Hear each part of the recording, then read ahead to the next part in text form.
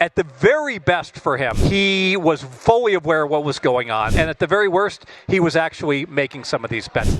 This is Sharp Money with Patrick Meagher on VSiN, the sports betting network. Shohei Ohtani is going to read a statement. We haven't really addressed it on the program because I kind of nebulous with the details. So the statement probably not going to clarify much, but I'd love your take on Shohei Ohtani here, Steve. All right, I'm not going to talk about Ohtani. I want to talk about Ohtani's interpreter. All right, I don't know what dude makes. Maybe we could do a little research on that. But I'm assuming that he doesn't make seven figures, or if he does, he just barely makes it. So my experience has been it is like pulling teeth to get credit from a bookmaker, Patrick. And there are reasons for that. The number one thing is that the bookmaker is always concerned about being stiffed, and oftentimes he's laying it off. He's working with the partner, and then his partner's like, "Wait a minute, what? Your books say you should have won $1.5 million, and what do you mean that guy is only going to pay you $500,000?" This happens all the time. So bookmakers are very reluctant to extend credit beyond where someone can go ahead and pay, and because of that, when I see this story, the only way a guy like this is going to get multi-million dollars of credit is if he's Ben Affleck or if he's Phil Mickelson or if he has someone as a friend who's vouching for him. I mean, that's just the way the world works. People are not going to say, "Oh, you're the key valet driver, for Bruce Springsteen. I'll give you $1 million in credit." No. But they will if Bruce Springsteen says, "Oh, yeah, he's good," So I don't believe any of it. I think Ohtani, at the very best for him, he was fully aware of what was going on and that he was vouching for this. And at the very worst, he was actually making some of these bets. In my opinion, now I don't know for sure, but I believe it to be likely. Yeah, I'm just going to use conjecture and say, look, what do you guys think an interpreter makes? I'm sure he's tipped well by Ohtani, but maybe makes $300,000. I'm just saying, Come from another country, something like that.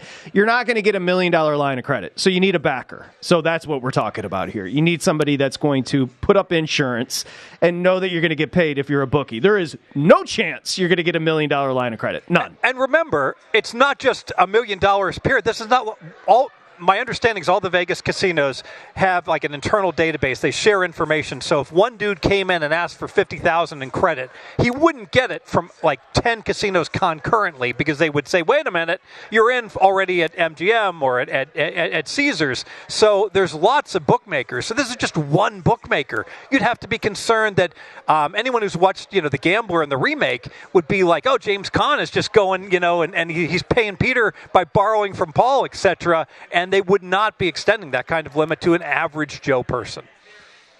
So 245. Dustin, have you heard anything about the statement? Anything leaking about what he's going to say here? No. So the only thing I saw was that he's not going to take questions, was the report that came out. I would imagine he won't. No follow-ups. He's going to have a very prepared statement that is going to be fine-tooth combed. You know what I'm saying? So the Dodgers season win number, this is interesting. Pretty much consensus was 104. They go 1-1 in Korea. They were favored in both games. So they were supposed to have won like 1.3 games, and they only won one. But that season win number hasn't dropped by 0.3. It's dropped a full game from 104 to 103. So the smart betting market is saying, at the very least, this is a significant enough distraction that I'm going to lower the Dodgers season win for a possible Ohtani distraction and or suspension of some time. Love baseball, Fez. We have plenty of time to get into college basketball. So just quickly, I think a Cubs fan from your time at Northwestern.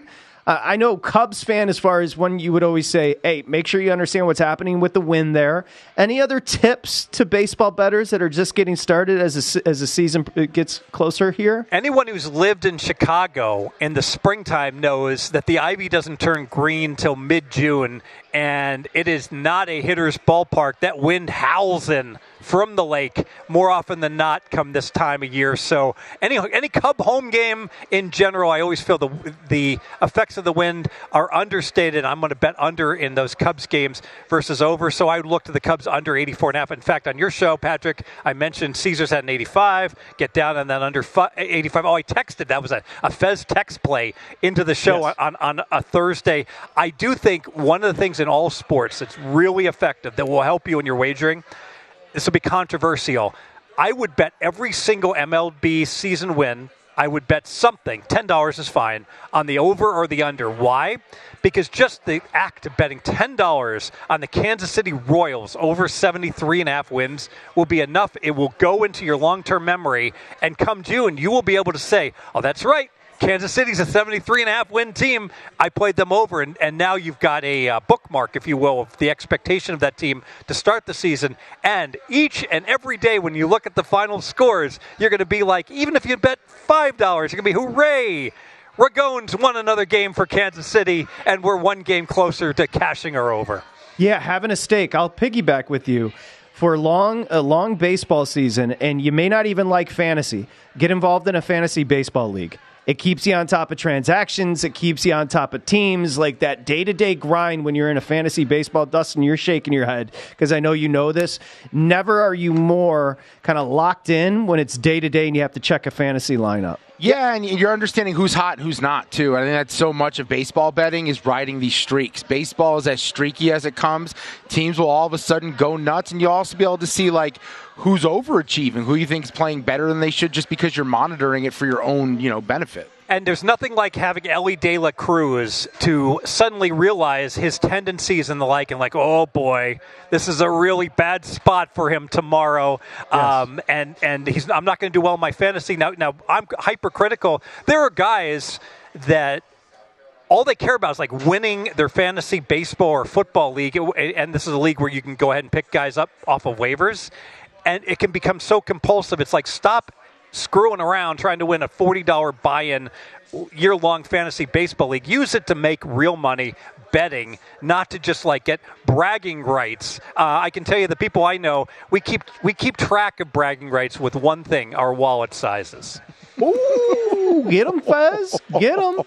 Look, he could sit on it and get a lot taller. You know what I'm saying? Now, let me ask you, so you grew up, so you're probably a fan of the Big Red Machine, Sparky Anderson and crew in Cincinnati? Oh, absolutely. So Sparky Anderson, Captain Hook, invented, he would go to McAnally and Eastwick and the Hawk, Clay Carroll, and all these guys, let him pitch one inning. He hated all starting pitchers. He hated Pedro Borbon and all the relievers. It was a necessary evil. But to this day, I feel like the Big Red Machine, hey, Davey Concepcion, batting seventh, and Cesar Geronimo batting eighth, hit 308, I believe, in 1975. Think about that. One of the best center fielder defenders hits 300 in that lineup. Tremendous.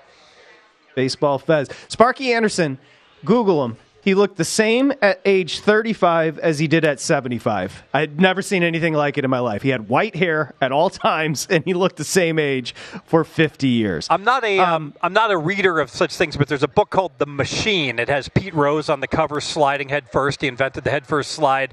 I absolutely would recommend it. And what's interesting is that they had four guys that were making like $200,000 a year: Bench, Perez, Rose, and Morgan, and everybody else was making like $50,000 or less. I think Griffey was making like $20,000, and they were like, all the rest of you guys are turds. Perez can do whatever he wants. Bench can stay out late. The rest of you guys have to follow all the rules.